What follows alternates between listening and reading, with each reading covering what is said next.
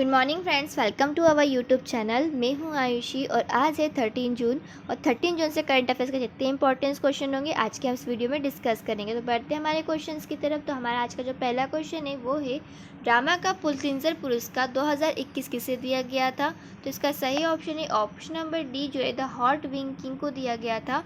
जो पुलित्ज़र पुरस्कार है काफ़ी ज़्यादा पूछा जाता है। इस बार पूछा गया जो अभी क्वेश्चन आएगा वो आएगा ड्रामा में पुलित्ज़र पुरस्कार किसे दिया गया है। तो आप याद रखना द हॉट विंग किंग को दिया गया है। तो ड्रामा का पुलित्ज़र पुरस्कार तो हॉट विंग किंग को दिया गया है। यह पुरस्कार जो होता है 22 श्रेणियों में प्रत्येक विजेता को एक प्रमाण पत्र और यूएसए डॉलर दिया जाता है। 15,000 रुपये नकद यूएसए डॉलर होता है, प्राप्त होता है। सार्वजनिक सेवा श्रेणी में विजेताओं को स्वर्ण पदक से सम्मानित किया जाता है।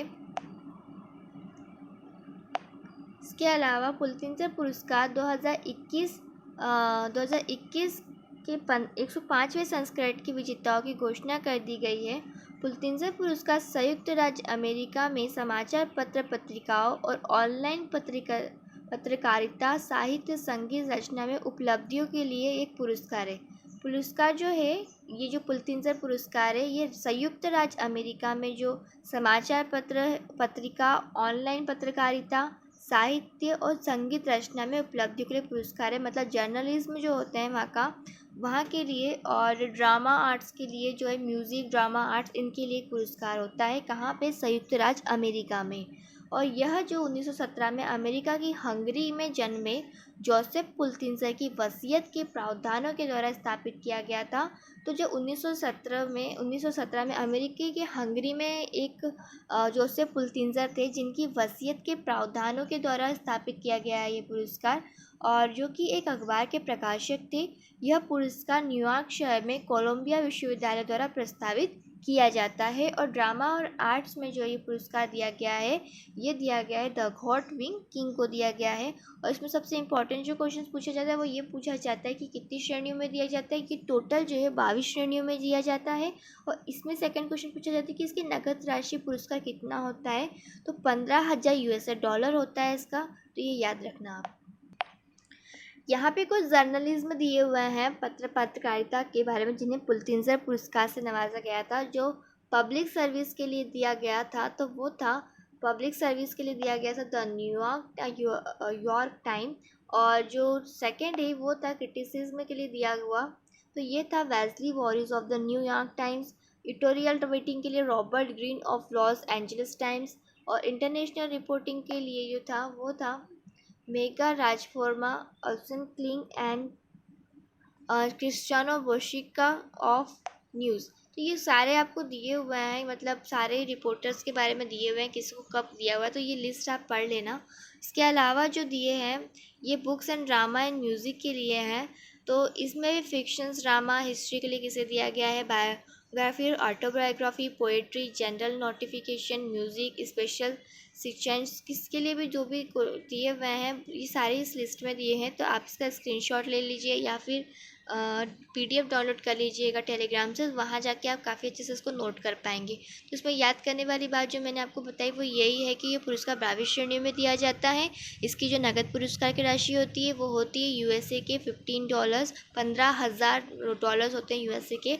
और ये संयुक्त राज्य अमेरिका के पत्रकारिता, समाचार पत्र, बुक्स एंड ड्रामास के लिए दिया जाता है पुलित्ज़र पुरस्कार। बस इतना ही आपको याद रखना है। बाकी आप ये डिटेल जो ये है ये आप पीडीएफ से डाउनलोड कर लीजिएगा या फिर यहाँ से स्क्रीनशॉट ले लीजिएगा। पढ़ते हैं हमारा सेकंड क्वेश्चन। तो आज का हमारा सेकंड क्वेश्चन है हाल ही में सिंधलिगलिया का जो निधन हो गया है वो किस भाषा के प्रसिद्ध कवि थे। तो इसका सही ऑप्शन है ऑप्शन नंबर ए, जो है कन्नड़ भाषा के ये बहुत अच्छे कवि थे जिनका हाल ही में जो है निधन हो गया। काफ़ी प्रसिद्ध कवि थे सिंधलिंगा। तो हाल ही में जो सिंधलिंगा का निधन हुआ है वो कन्नड़ भाषा के काफ़ी अच्छे प्रसिद्ध कवि थे। तो यहाँ क्वेश्चन आता है कि कन्नड़ भाषा कौन से राज्य की लैंग्वेज है। तो ये कर्नाटक राज्य की लैंग्वेज है। और ये जो कर्नाटक के पहले जो सिंधलिया जो थे, जो प्रसिद्ध कवि थे कन्नड़ भाषा के, ये कर्नाटक के पहले दलित कवियों में से एक थे और लोग इन्हें प्यार से दलिता कवि की बुलाते थे। सेकंड है, इन्हें कन्नड़ में, मतलब जो सिंधुलिंगिया है, इन्हें कन्नड़ में दलित बंदिया साहित्य आंदोलन शुरू करने और दलित लेखन की शैली शुरू करने का श्रेय दिया जाता है। यह राज्य में दलित संघर्ष समिति के संस्थापकों में से जो थे वो एक थे, और हाल ही में जो है इनका निधन हो गया है। तो इसमें याद रखने वाली बात यही है कि जो सिंधुलिंगिया है, जिनका हाल ही में निधन हुआ है, ये प्रसिद्ध कवि कन्नड़ भाषा के थे। और कन्नड़ भाषा कहाँ बोली जाती है? तो कन्नड़ भाषा जो है कर्नाटक राज्य में बोली जाती है। तो बढ़ते हैं हमारे नेक्स्ट क्वेश्चन की तरफ। तो हमारा आज का थर्ड क्वेश्चन है, वो है हाल ही में पद्मश्री से सम्मानित किस प्रसिद्ध अर्थशास्त्री और पर्यावरणविद का ओडिशा के भुवनेश्वर में निधन हो गया है? इसका सही आंसर है option number D, professor Radha Mohan. तो हाल ही में जो पद्मश्री से सम्मानित प्रसिद्ध अर्थशास्त्री और पर्यावरणीयविद जो थे ओडिशा भुवनेश्वर में, प्रोफेसर राधा मोहन का ओडिशा के भुवनेश्वर में जो है निधन हो गया है। तो वह ओडिशा के पूर्व सूचना आयुक्त थे और उन्हें ओडिशा के विभिन्न कॉलेजों में अर्थशास्त्र की व्याख्या के रूप में उन्होंने काम किया था। मतलब वह एक लेक्चरर थे इकोनॉमिक्स के, और इकोनॉमिक्स से उन्हें अपनी बेटी साबरमती के साथ कृषि क्षेत्र में उनके योगदान के लिए 2020 में देश के चौथे सर्वोच्च नागरिक सम्मान पद्मश्री से सम्मानित किया गया था। ये तो पद्मश्री से भी इन्हें सम्मानित किया गया था, और हाल ही में जो है इनका उड़ीसा के भुवनेश्वर से निधन हो गया है। तो याद रखना है कि जो प्रसिद्ध अर्थशास्त्री पर्यावरणविद थे प्रोफेसर राधा मोहन, ये जो ओडिशा के भुवनेश्वर में इनका निधन हुआ है, और इन्हें पद्मश्री से सम्मानित भी थे। अर्थशास्त्र के व्याख्या भी थे, विभिन्न कॉलेजेस में ये लेक्चर्स दिया करते थे। आज का हमारा फोर्थ क्वेश्चन है, हाल ही में किस बैंक ने कोविड-19 के रोगियों के लिए जो है कवच पर्सनल लोन योजना लॉन्च की है? तो ये जो योजना है स्टेट बैंक ऑफ इंडिया की तरफ से लॉन्च हुई है, और योजना का नाम है कवच पर्सनल लोन योजना। तो हाल ही में कोविड-19 रोगियों के लिए एसबीआई ने कवच पर्सनल लोन योजना जो है स्टार्ट की है। तो इस योजना के बारे में हम पढ़ेंगे। तो इस योजना के तहत जो होगा, जो ग्राहक होंगे, मतलब जो कस्टमर से एसबीआई के, वो 60 महीनों के लिए 8.5% प्रति वर्ष की ब्याज दर पर 5 लाख रुपए तक का जो है ऋण बैंक से प्राप्त कर सकते हैं। मतलब इस योजना के तहत 60 महीनों के लिए 8.5% की ब्याज दर पर 5 लाख तक का जो ऋण है बैंक से प्राप्त कर सकते हैं। 60 महीने मतलब 5 साल तक की ये योजना है।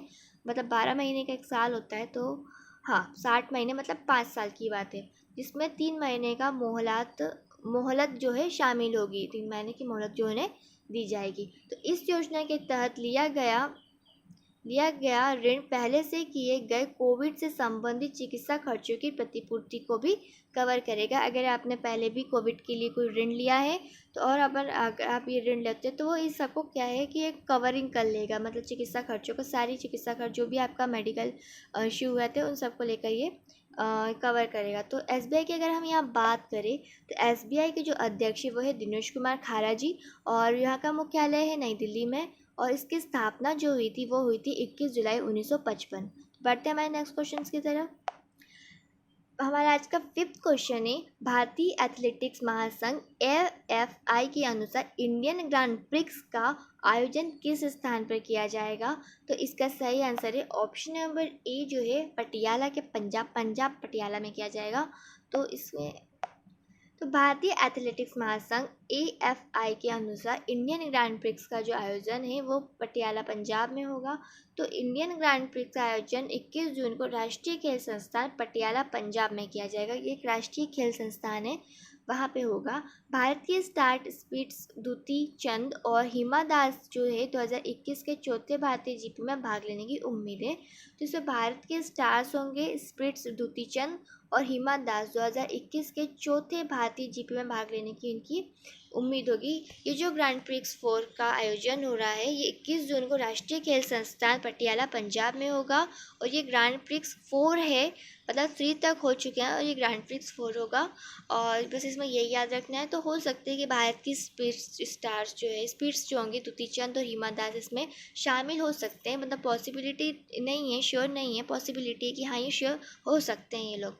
और ये कहाँ होगा? तो पटियाला के पंजाब में होगा। आज का हमारा 6th क्वेश्चन है, स्वतंत्र भारत के पहले ओलंपियक कौन थे? तो इसका सही आंसर है option number D, Suraj Singh Mathur जो थे ये स्वतंत्र भारत के पहले ओलंपियक थे। और 1952 की जो हेलसिंकी ओलंपिक में दिग्गज अमिल ज्योतिपेक के साथ दौड़ते हुए माथुर ने जो थे 2 घंटा 58 मिनट और 92 सेकेंड में जो है इन्होंने जो दिग्गज एमिल जोतपेक के साथ दौड़ते हुए माथुर ने जो थे 2 घंटे 58 मिनट और 92 सेकेंड में 52वें स्थान पर जो है मैराथन की जो दौड़ है वो पूरी की थी। और उन्हें 1951 में पहले एशियाई खेलों में उन्होंने कांस्य पदक जीता था। उनका जो जन्म हुआ था, मतलब सूरज सिंह माथुर का जो जन्म हुआ था वो दिल्ली के मोहम्मदपुर माजरी गांव मतलब कराला में हुआ था। वे 2 बार के राष्ट्रीय चैंपियन भी रहे। और इसमें बात ये याद रखनी है कि स्वतंत्र भारत के पहले ओलंपियक थे। अगर क्वेश्चन आता है कि स्वतंत्र भारत के पहले ओलंपियन कौन थे, तो सूरज सिंह माथुर थे। सबसे पहले जो होता है वो हमेशा याद रखने वाली बात होती है, जो सबसे पहला होता है वो हमेशा याद रखना चाहिए। और स्वतंत्र भारत के पहले ओलंपियक थे सूरज सिंह माथुर। ये 2 बार जो है नेशनल चैंपियन रह चुके हैं। और 1952 में इन्होंने जो थी 92वें स्थान पर आए थे। और इन्होंने जो दौड़ पूरी की थी वो पूरी दौड़ जो थी 2 घंटे 58 मिनट और 92 सेकेंड की जोड़ थी, जिसमें उन्होंने 92वां स्थान हासिल किया था। और 1951 में पहले एशियाई खेलों में उन्होंने कांस्य पदक भी जीता हुआ है। और इनका जो जन्म था वो याद रखना है कि दिल्ली के मोहम्मदपुर माजरी गांव मतलब कराला में इनका जो है जन्म हुआ था। और सबसे ज़्यादा इम्पोर्टेंट यही है कि सबसे पहले स्वतंत्र भारत के ओलंपिक थे, बस ओलंपियन थे। ओके, नेक्स्ट क्वेश्चन है हमारा आज का हमारा 7th क्वेश्चन है, अखिल भारतीय उच्च शिक्षा सर्वेक्षण all India survey of higher education 2019 और 20 की रिपोर्ट के अनुसार पिछले 5 वर्षों में मतलब 2015 से 16 से 2015-16 से 2019-20 में छात्रों के नामांकन में कितने प्रतिशत की वृद्धि हुई है। मतलब अखिल भारतीय उच्च शिक्षा सर्वेक्षण जो किया गया है उनके रिपोर्ट के अनुसार जो है 5 साल में छात्रों के नामांकन के प्रतिशत में कितनी वृद्धि हुई है, जो 2015 से लेकर 2020 तक का है।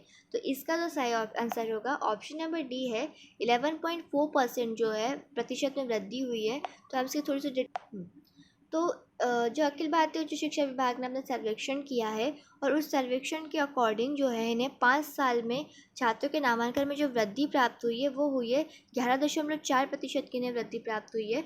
तो इस रिपोर्ट के अनुसार जो है पिछले 5 वर्षों में मतलब 2015 से लेकर 2020 तक, ठीक है, 2015-16 और 2019-20 में छात्रों के नामांकन में 11.4% की वृद्धि हुई है। और 15-16 से 19-20 तक उच्च शिक्षा में महिला नामांकन में जो है 18.2% की वृद्धि हुई है। मतलब इसमें इम्पोर्टेंट ये है कि जो 15-16 और 2019 तक जो उच्च शिक्षा मतलब हायर एजुकेशन के लिए जो महिला नामांकन जो किया गया था वो मतलब फीमेल इन्वॉल्वमेंट जो था वो था 18.2 था। मतलब सबसे अच्छी बात है ये कि 18.2 है, पॉजिटिविटी है। तो इसके अलावा हम इसमें बात करेंगे कि जो AICHE मतलब अखिल all India survey of higher education की अगर हम बात करेंगे तो 2019 और 20 की प्रमुख विशेषता इसकी ये थी कि उच्च शिक्षा में कुल नामांकन जो हुआ था वो 3.85 करोड़ था। और सकल नामांकन का जो अनुपात था इनका वो था 27.1%। और उच्च शिक्षा के लिए इनका लिंगानुपात जो था समानता सूचकांक, लिंग का जो समानता सूचकांक था वो था 1.01। और उच्च शिक्षा में छात्र शिक्षक अनुपात जो था वो था 26। और PhD करने वाले छात्रों की संख्या जो थी वो थी 2.03 लाख। ओके, तो इसमें इम्पोर्टेंट जो था मैंने आपको बता दिया कि इसमें सबसे इम्पोर्टेंट ये है कि महिला नामांकन में जो है उसमें वृद्धि हुई थी। मतलब 18.2% महिला नामांकन हुए थे उच्च शिक्षा के लिए, हायर एजुकेशन के लिए। और इसकी विशेषताएं भी इस ब्रैकेट में दी हुई है, तो आप पढ़ लेना कि उच्च शिक्षा का जो कुल नामांकन था वो 3.85 करोड़ हुआ था।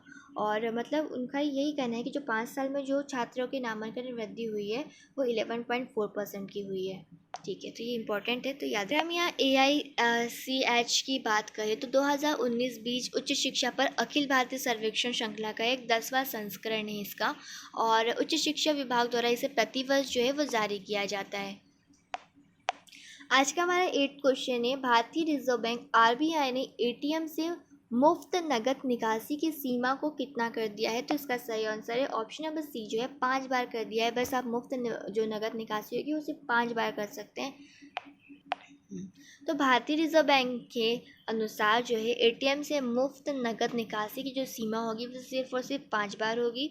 तो अपने बैंक से मुफ्त नकद निकालने की सीमा बैंक ने ग्राहकों को अब अपने बैंक के एटीएम से हर महीने 5 मुफ्त वित्तीय और गैर वित्तीय लेन देन कर सकते हैं। अन्य बैंक से मुफ्त एटीएम लेन देन की सीमा जो होगी, एटीएम कार्ड धारकों मेट्रो केंद्रों में 3 मुफ्त वित्तीय और गैर वित्तीय लेन देन कर सकते हैं, जबकि अन्य बैंक के एटीएम से गैर मेट्रो लेन देन 5 लेन देन किए जा सकते हैं। इसके अलावा इंटरचेंज शुल्क में वृद्धि, वित्तीय लेन देन के लिए प्रति लेन देन इंटरचेंज शुल्क जो था 15 रुपये से बदलकर 17 रुपये कर दिया है। इन्होंने जो इंटरचेंज का मतलब चेंजिंग करते हैं ना, शुल्क चेंजेस होता है, तो उसका जो उन्होंने कहा 15 रुपये से उन्होंने जो था 17 रुपये कर दिया है। और 1 अगस्त 2021 से गैर वित्तीय लेन देन के लिए यह शुल्क जो होगा 5 रुपये से बढ़कर जो किया जाएगा 6 रुपये कर दिया जाएगा। इसके अलावा मुफ्त लेन देन सीमा से अधिक एटीएम निकासी पर नया शुल्क बैंक ग्राहकों को 1 जनवरी 2022 से सीमा से अधिक प्रत्येक एटीएम नकद निकासी के लिए 21 रुपये, मतलब वर्तमान में 20 रुपये है, लेकिन वो अभी अब क्या कर दिया है, नगद निकासी 21 रुपये का भुगतान करना होगा। अगर आपने 5 बार से ज़्यादा किया तो आपको जो 20 रुपये का भुगतान करना होता था वो 21 रुपये का भुगतान हो जाएगा। तो ये सारी चीज़ें तो आरबीआई ने अपने अनुसार जो है काफ़ी सारी सीमाएं उन्होंने बना दी है कि आपको सिर्फ इससे इतना करना होगा, इससे ज़्यादा आप करोगे तो आपको इतना ये चीज़ें जो है आपको भुगतान करना होगा। तो सारी चीज़ें इसमें मैंने आपको बता दी है, आप इसको एक बार फिर से अपने हिसाब से पढ़ना अगर आपका कुछ यहाँ से आरबीआई से लेना देना है। तो बढ़ते हैं हमारे नेक्स्ट क्वेश्चन की तरफ। आज का हमारा क्वेश्चन नंबर 9 है, हाल ही में किस बैंक को फोर्ब्स द्वारा मतलब इंडिया बेस्ट इंटरनेशनल बैंक 2021 का जो पुरस्कार दिया गया है, तो वो है डीबीसी बैंक को है। डीबीसी बैंक को इंडिया बेस्ट इंटरनेशनल बैंक 2021 का जो है पुरस्कार दिया है। तो हाल ही में जो बैंक को फोर्ब्स द्वारा जिस बैंक को फोर्ब्स द्वारा इंडिया बेस्ट इंटरनेशनल बैंक 2021 का पुरस्कार मिला है, तो वो बैंक है डीबीएस बैंक। और डीबीएस बैंक की अगर हम बात करें तो डीबीएस बैंक इंडिया को हाल ही में एशिया मनी के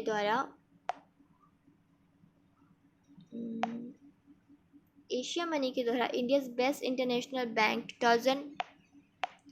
2021 पुरस्कार दिया गया है।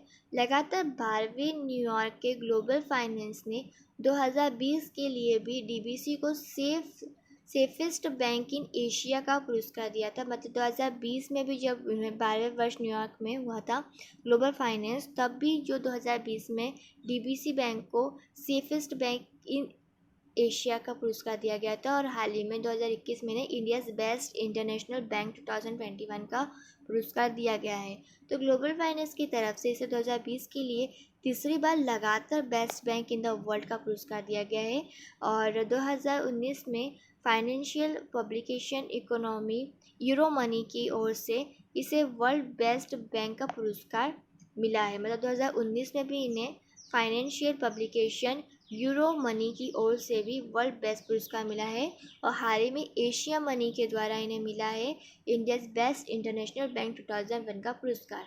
तो ये याद रखना, अगर आप बैंक के एग्ज़ाम देते हैं तो बैंक के एग्ज़ाम में ये क्वेश्चन आएगा। जो आरबीआई का मैंने इसके पहले बताया वो, और डीएसबी मतलब बैंक से रिलेटेड अगर आप एग्ज़ाम देते हो तो बैंक के रिलेटेड आपको क्वेश्चन भी आएंगे। तो आप ये सब कुछ नोट करके रखिएगा। मस्ट इम्पॉर्टेंट है कि डीबीसी जो बैंक है, डीबीसी बैंक इंडिया, उसके बारे में हम थोड़ा सा पढ़ेंगे कि जो उसके प्रबंधन निदेशक जो थे, सीईओ जो है इनके सुरजीत सोम है। डीबीसी के सीईओ पीयूष गुप्ता है सीईओ। और इसके अलावा जो है इनका मुख्यालय सिंगापुर में है। और इसका जो टैगलाइन होती है, हर चीज़ की अपनी टैगलाइन होती है, तो जो डीबीसी बैंक है इसकी अपनी टैगलाइन है make banking joyful. Question number 10, ये हमारा वीडियो का लास्ट क्वेश्चन है, क्वेश्चन नंबर 10। तो इसका क्वेश्चन है आज का हमारा, मंगोलिया नए राष्ट्रपति कौन बने? तो मंगोलिया के जो नए राष्ट्रपति बने हैं वो बने हैं उखना खुरेलसुख, उनका नाम ही अजीब है, उखना खुरेलसुख, ये जो है मंगोलिया के नए राष्ट्रपति बने हैं। मंगोलिया के नए राष्ट्रपति जो है उकना खुल्सेव को बनाया गया है। तो मंगोलिया के पूर्व प्रधानमंत्री, मतलब ये राष्ट्रपति के साथ पूर्व प्रधानमंत्री भी थे, पूर्व में प्रधानमंत्री रह चुके हैं और हाल ही में इन्हें राष्ट्रपति नियुक्त किया गया है। तो उकना खुल्सेव देश के 6वें लोकतांत्रिक रूप से चुने गए राष्ट्रपति बने हैं। 6वें हैं, ये ध्यान रखिएगा। यह सत्तारूढ़ मंगोलिया पीपुल्स पार्टी के संबंध रखते हैं। इनका जो संबंध है ये मंगोलिया के पीपुल्स पार्टी MPP से जो है संबंध रखते हैं। तो अगर हम मंगोलिया की बात करें तो मंगोलिया की राजधानी है उलन बातोर और मंगोलिया की जो मुद्रा है वो है मंगोलियाई तोरग्रोक।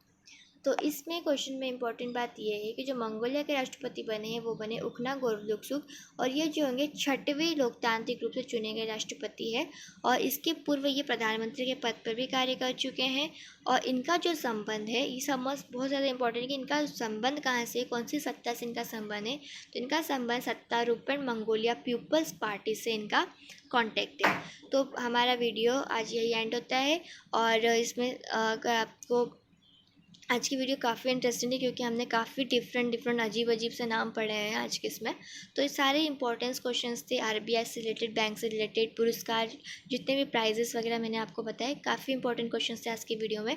तो आप सभी नोट कीजिएगा, एक बार फिर से वीडियोज़ देखिएगा या PDF के लिए हमारे टेलीग्राम ग्रुप से भी जुड़ सकते हैं। तो हमारी वीडियो अगर आपको अच्छी लगी तो प्लीज़ वीडियो को लाइक कीजिए, चैनल को सब्सक्राइब भी ज़रूर करिएगा और वीडियो को शेयर भी कीजिएगा, कमेंट्स भी कीजिए और टेलीग्राम से आप जुड़ सकते हैं इसके फ्री PDF के लिए। तो thank you, have a nice day.